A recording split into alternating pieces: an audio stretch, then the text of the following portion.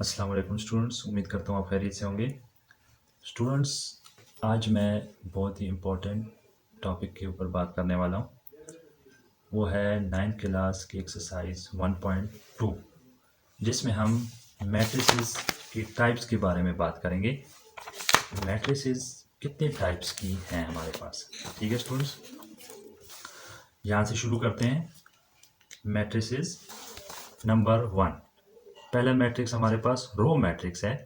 Row matrix कौन सा कहलाया जाएगा? रो मैट्रिक्स वो होगा कि किसी मैट्रिक्स में अगर सिंगल रो है, ओनली वन रो मौजूद है, तो उसको हम कहेंगे रो मैट्रिक्स। अगर किसी मैट्रिक्स में सिंगल रो, एक रो मौजूद है, तो उसको हम रो मैट्रिक्स कहेंगे। जिस तरह हमारे पास एक मैट्रिक्स एम है जिसमें एक ही रो है, ठीक है, और कॉलम बेशक जितने हो, लेकिन रो एक ही है, तो इसको हम रो मैट्रिक्स कहेंगे। सेकंड नंबर पर कॉलम मैट्रिक्स है। कॉलम मैट्रिक्स वो होगा कि जिस मैट्रिक्स में सिंगल कॉलम मौजूद होगा, ठीक है स्टूडेंट। कौन सा? जिसमें सिंगल कॉलम मौजूद होगा। जिस तरह ये हमारे पास एक दो मैट्रिसेस मौजूद है, एक एम, दूसरा एन। इसमें सिंगल सिंगल कॉलम, रो जितनी भी हो, लेकिन कॉलम सिंगल है, तो वो कॉलम मैट्रिक्स कहलाएगा। तीसरे नंबर पर रेक्टेंगुलर मैट्रिक्स। रेक्टेंगुलर मैट्रिक्स पहले भी मैं जिक्र कर चुका हूँ 1.1 में। रेक्टेंगुलर मैट्रिक्स वो होती हैं जिसकी रो एंड कॉलम बराबर नहीं होती, ठीक है स्टूडेंट्स। जिसकी रो एंड कॉलम, यानी अगर इधर 1 2 3 रोज हैं और 1 2 2 कॉलम है, तो इसको कहेंगे रेक्टेंगुलर मैट्रिक्स। रेक्टेंगुलर मैट्रिक्स को आप रेक्टेंगल से भी याद कर सकते हैं। जिस तरह ये एक रेक्टेंगल है हमारे पास, ये ऑपोजिट इसकी साइड्स इक्वल हैं, तो इसको रेक्टेंगल कहते हैं। इसी तरह इसकी रो एंड कॉलम बराबर नहीं होंगे, इसको कहेंगे रेक्टेंगुलर मैट्रिक्स। 4 नंबर पे है स्क्वायर मैट्रिक्स। स्क्वायर कहते हैं कि जिसकी सारी साइड्स बराबर हों, all sides will be equal in square.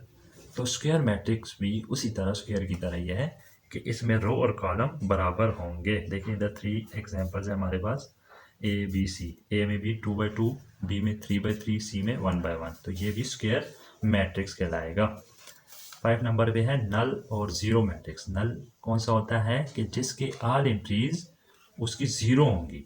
Matrix is called a null if each of it entries is zero, यानी सब की सब एंट्रीज जीरो होंगी, बेशक रो और कॉलम जितनी भी हैं, लेकिन जब वो उसमें जीरो आ गई ऑल वैल्यूज, तो वो नल या जीरो मैट्रिक्स कहलाया जाएगा। 6 नंबर पे ट्रांसपोज ऑफ मैट्रिक्स।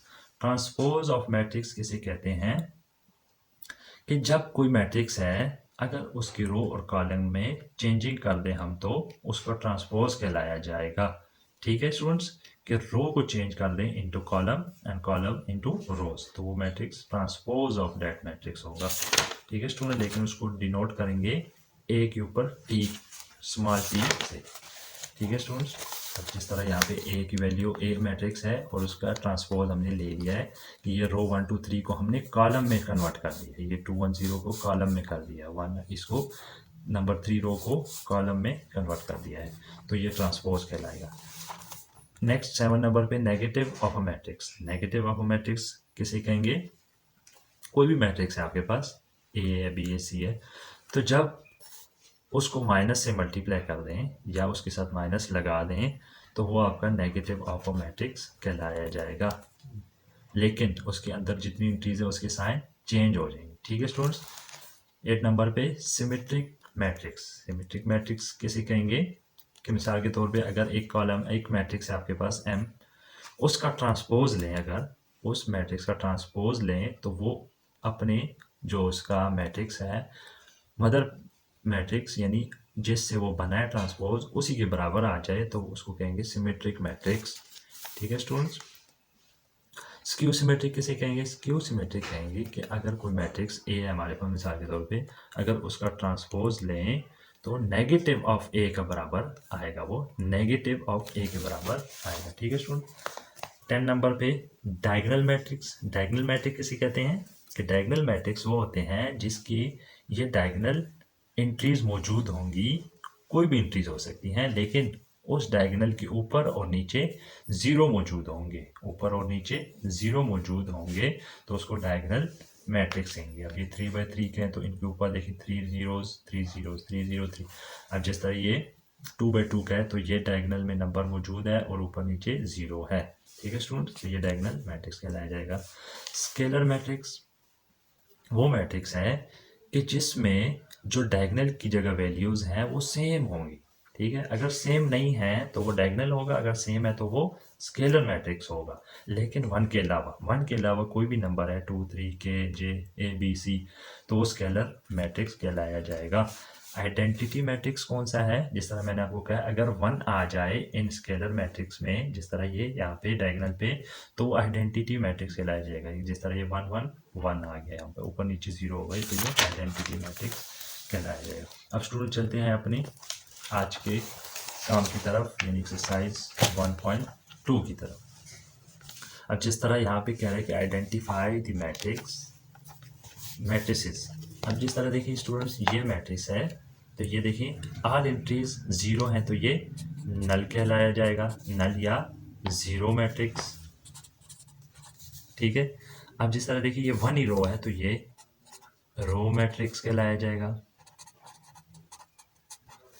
अब देखिए ये यहाँ पे डायगोनल में 1 1 आ गया है, 1 के अलावा कुछ और आए तो वो या तो स्केलर या डायगोनल होगा, अगर सेम है तो स्केलर, अगर सेम नहीं है तो डायगोनल। लेकिन 1 आ जाए तो ये आइडेंटिटी मैट्रिक्स होगा। क्या होगा जी?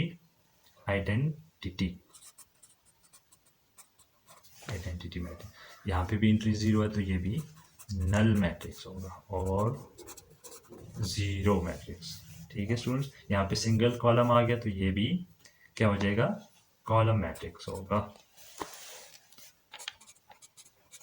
कॉलम मैट्रिक्स होगा। ठीक है स्टूडेंट्स, नेक्स्ट सेकंड क्वेश्चन है कि यहाँ पर भी हमने आइडेंटिफाई द मैट्रिसेस करना है। तो क्या करेंगे? जिस तरह ये है देखिए इसकी रो और कॉलम बराबर नहीं है तो ये रेक्टेंगुलर मैट्रिक्स होगा। ठीक है स्टूडेंट्स, अब ये कौन सा मैट्रिक्स है? सिंगल कॉलम है तो कॉलम मौजूद होगा, सिंगल कॉलम है तो ये कॉलम मैट्रिक्स होगा। अब देखिए ये इसकी 2 by 2 है, ऑर्डर सेम है तो क्या होगा? ये स्क्वायर मैट्रिक्स होगा। क्या होगा? ये स्क्वायर मैट्रिक्स। यहाँ पे 1 1 आ गया, ऊपर नीचे 0 है तो ये क्या हो जाएगा स्टूडेंट्स? ये होगा आइडेंटिटी मैट्रिक्स, ये आइडेंटिटी मैट्रिक्स हो जाएगा स्टूडेंट्स। यहाँ पर देखिए 3 रोज एंड 2 कॉलम्स हैं तो ये भी रेक्टेंगुलर मैट्रिक्स होगा। यहाँ पर देखिए सिंगल रो है तो ये क्या हो जाएगा? Row matrix. क्या हो जाएगा? ये रो मैट्रिक्स होगा। यहाँ पे सिंगल कॉलम है तो ये क्या हो जाएगा? Column matrix. यहाँ पर देखिए 3 रोज 3 कॉलम्स तो सेम है तो ये स्क्वायर मैट्रिक्स होगा। ठीक है स्टूडेंट्स, यहाँ तक समझ आ गया बात? एक ये क्वेश्चन भी सेकंड क्वेश्चन का लास्ट पार्ट है 9th। देखिए सब एंट्री 0 है तो ये भी नल मैट्रिक्स होगा। ठीक है स्टूडेंट्स, क्वेश्चन नंबर 3 की तरफ चलते हैं। Identify the following matrices. Question number 3 में भी हमने आइडेंटिफाई करना है, जितनी हमने टाइप्स पढ़ी हैं वो सारी टाइप्स यहाँ पर हम आइडेंटिफाई करेंगे उसको। ठीक है स्टूडेंट्स, अब देखिए ये 4 4 सेम है, ऊपर नीचे 0 है लेकिन 1 नहीं है, सेम है। ठीक है, तो ये क्या हो जाएगा? Scalar matrix. क्या हो जाएगा? स्केलर मैट्रिक्स हो जाएगा। अब देखिए यहाँ पर क्या है? ये 2 -1 क्या है जी? 2 -1। अब देखिए ऊपर नीचे 0 है लेकिन ये एंट्री सेम नहीं है तो ये क्या हो जाएगा? डायगोनल मैट्रिक्स हो जाएगा, डायगोनल मैट्रिक्स हो जाएगा। यहाँ पर देखिए स्टूडेंट्स ये 1 1 आ गया फिर तो ये आइडेंटिटी मैट्रिक्स होगा। 1 जिधर भी आप देखेंगे तो वो आइडेंटिटी मैट्रिक्स होगा। देखिए इधर 3 0 आ गया, ऊपर नीचे 0 है और यहाँ पे वैल्यू सेम नहीं है, इसी तरह ये डायगोनल मैट्रिक्स होगा। यहाँ पर आ जाए 5 - 3 2 होता है, 0 0 और ये 1 + 1 2, यानी 2 और 2 है सेम है तो ये भी स्केलर मैट्रिक्स होगा। ठीक है स्टूडेंट्स, यहाँ तक क्लियर है? क्वेश्चन नंबर 4 है कि आइडेंटिफाई द फॉलोइंग मैट्रिक्स। इसमें भी हमने मैट्रिसेस को आइडेंटिफाई करना है। ठीक है स्टूडेंट्स, क्वेश्चन नंबर 4 है फ्रॉम द फॉलोइंग मैट्रिसेस, इसको हमने नेगेटिव ऑफ मैट्रिसेस फाइंड करना है। जिस तरह क्वेश्चन नंबर 4 में find negative of matrices A B C D, इन सब का नेगेटिव फाइंड करना है। नेगेटिव आपको मैंने पीछे बताया कि नेगेटिव किस तरह लेंगे, कि नेगेटिव लेने के लिए ए माइनस ए के साथ माइनस लगाएंगे तो आपको मैंने जिस तरह पीछे कहा कि इनकी एंट्रीज के साइन चेंज हो जाएंगी। अगर +1 है तो ये -1, ये 0, और ये -1 है तो ये +1 हो जाएगा। ठीक है स्टूडेंट्स, यहाँ पे -b क्या आ जाएगा, ये 3 है तो -3, ये +2 है तो -2, ये -1 है तो +1, ये +1 है तो -1 हो जाएगा। ठीक है स्टूडेंट्स, ये c क्या आ जाएगा, इसका नेगेटिव आएगा कि -2, -3, -6 और ये -2। यहाँ तक क्लियर स्टूडेंट्स। d का नेगेटिव क्या आ जाएगा, 3, 4, -2, -5। देखिए साइन चेंज हो गए, सबके साइन चेंज हो गए। अब इसका लास्ट पार्ट है e का नेगेटिव आएगा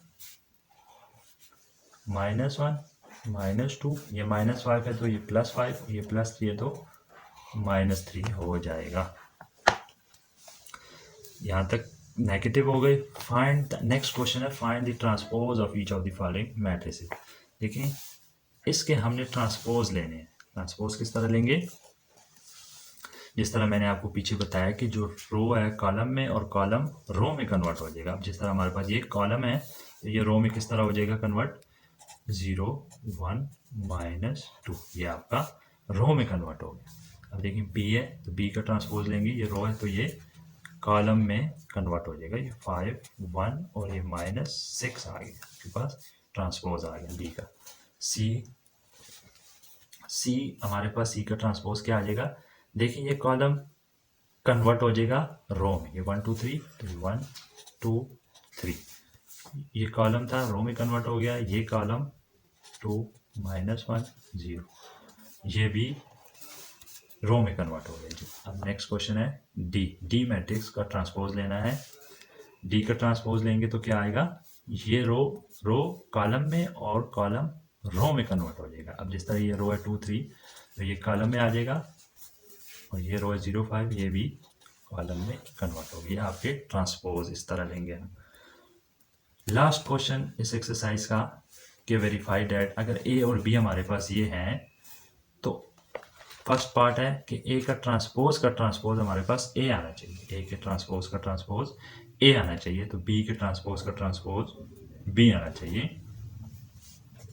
तो ए का ट्रांसपोज क्या आएगा, सबसे पहले हम लेते हैं ए की वैल्यू क्या है हमारे पास 1 0 2 1। ठीक है स्टूडेंट्स, ए की वैल्यू आ गई।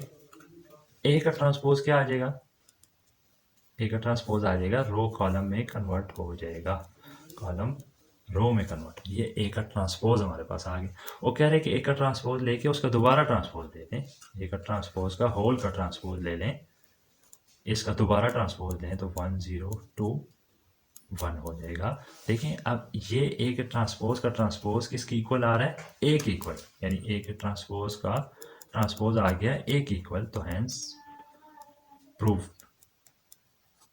ये हमारे पास प्रूव हो गया है कि ए का ट्रांसपोज ए के इक्वल ही होता है। इसी तरह यहाँ पे अगर बी की वैल्यू हमारे पास है 1 2 1 0, तो बी का ट्रांसपोज क्या आ जाएगा 1 1 2 0। ठीक है स्टूडेंट्स, अब कह रहे हैं कि बी का ट्रांसपोज तो ले लिया, उसका दोबारा आपने ट्रांसपोज भी लेना है। तो क्या आएगा हमारे पास बी का ट्रांसपोज 1 2 1 0। अब देखिए ये 1 2 1 0 बी की इक्वल आ गया, तो देखिए बी का ट्रांसपोज आ गया बी के इक्वल, तो हेंस प्रूव्ड। ठीक है स्टूडेंट्स, ये आज की हमारी वीडियो में हमने 1.2 मुकम्मल कंप्लीट कर दी है, और टाइप्स पढ़ी हैं सारी हमने आज मैट्रिसेस की, और ट्रांसपोज नेगेटिव ये किस तरह लेते हैं ये हमने आज कर लिया। तो आई होप स्टूडेंट्स कि आपको वीडियो अच्छी भी लगी होगी और समझ भी आया होगा। तो इंशाल्लाह मिलेंगे अगली वीडियो के साथ। तो अल्लाह हाफिज़।